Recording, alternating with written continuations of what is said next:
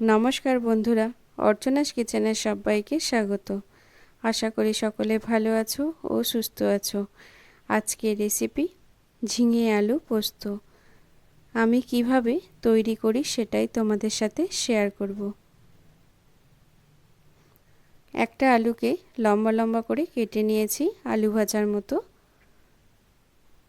ঝিঙেগুলোকে পাতলা পাতলা করে কেটে নিয়েছি। কড়ার মধ্যে দিয়ে দিলাম পরিমাণ মতো সরিষার তেল, হাফ চামচ কালো জিরে, দুটো শুকনো লঙ্কা দিয়ে ভালো করে ভেজে নেব। কালো জিরে ও শুকনো লঙ্কা ভাজা হয়ে গেছে। এর মধ্যে দিয়ে দেব আগে থেকে কেটে রাখা আলুগুলোকে লম্বা লম্বা করে কেটে নিয়েছি। তোমরা ডুমো ডুমো করে কেটে নিতে পারো। আলুগুলোকে আমি ভেজে নেব লাল লাল করে।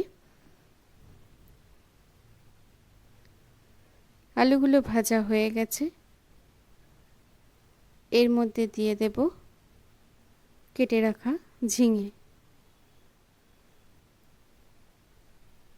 ঝিঙেগুলোকে দিয়ে দিলাম কড়ার মধ্যে, দিয়ে ভালো করে ভেজে নেব।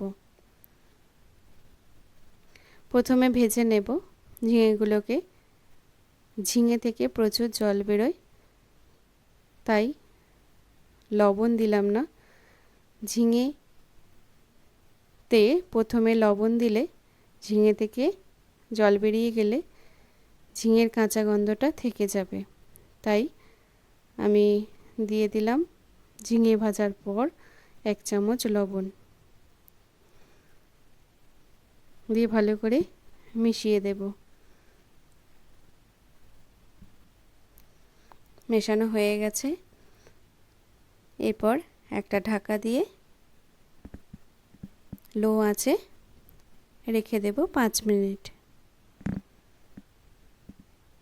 5 মিনিট হয়ে গেছে। এবার ঢাকাটা খুলে নিলাম।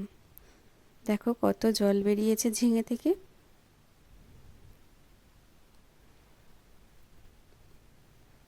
আলুগুলো সিদ্ধ হয়ে গেছে। এর মধ্যে দিয়ে দিলাম কাঁচা লঙ্কা ও পোস্ত বাটা। বাটি ধোয়া জলটাও দিয়ে দেব, দিয়ে ভালো করে মিশিয়ে দিলাম।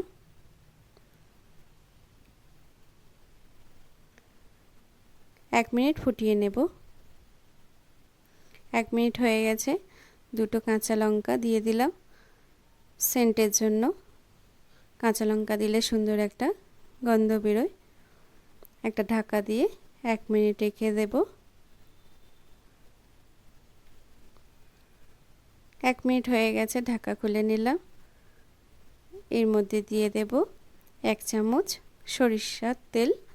কাঁচা দেব, দিলে সুন্দর একটা গন্ধ বেরিয়ে আসে ঝিঙে আলু পোস্ত থেকে। তোমরাও দেওয়ার চেষ্টা করবে। আমি ঢাকা দিয়ে 1 মিনিট রেখে দেব। 1 মিনিট হয়ে গেছে। ঢাকা খুলে প্লেটের মধ্যে সার্ভ করে দেব। এই রকমভাবে বানিয়ে দেখতে পারো, খুব সুন্দর হয়। নিরামিষ দিনে 1 থালা ভাত খাওয়া হয়ে যায় ঝিঙে আলু পোস্ত দিয়ে। আজকে রেসিপিটা ভালো লাগলে লাইক করে দিও, শেয়ার করে দিও, সাবস্ক্রাইব করে দিও। পাশে থেকো, সুস্থ থেকো, সবাইকে ভালো রেখো।